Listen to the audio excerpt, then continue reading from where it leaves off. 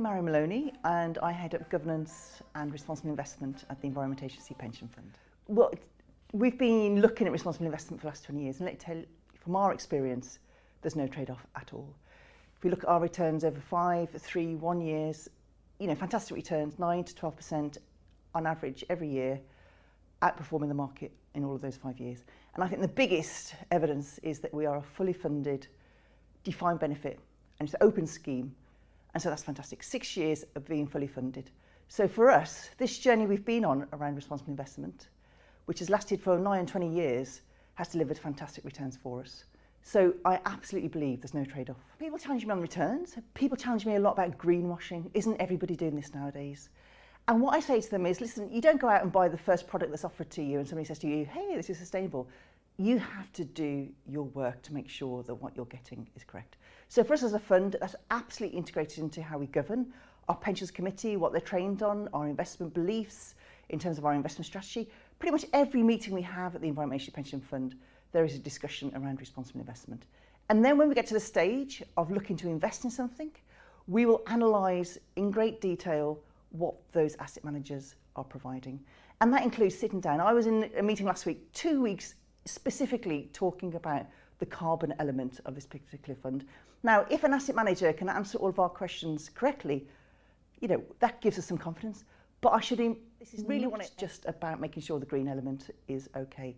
We need to make sure the financial returns are okay too. And as a pension fund, we have to meet all those fiduciary duties that every other pension fund has to. We have to make sure that pension fund is absolutely robust for the long term.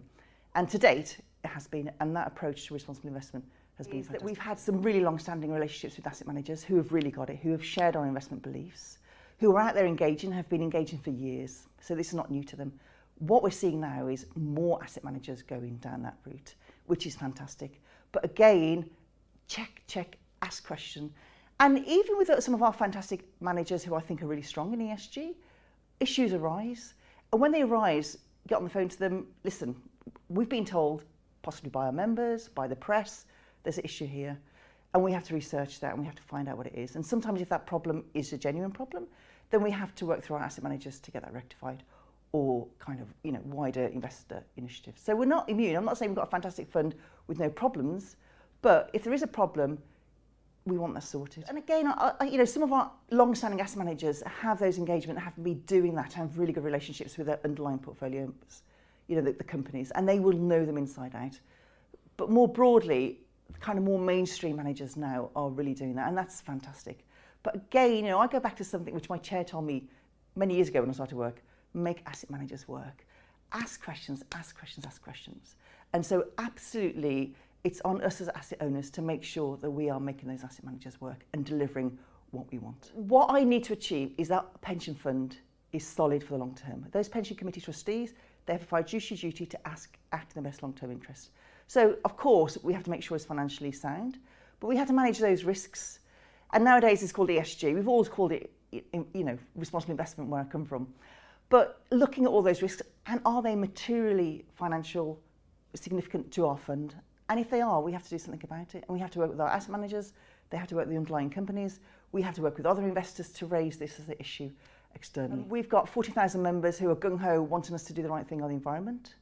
And I think it's managing those expectations. Listen, we've got a fantastic fund, and I'm very open about the good things we've done. And I'm also very open about, listen, actually, this has gone wrong this year. We need to improve on this. We have infinitely more invested in renewables than a very few oil and gas companies. But obviously, for our members, they might focus in on the 3, 4, 5 oil and gas companies they hold in our portfolio.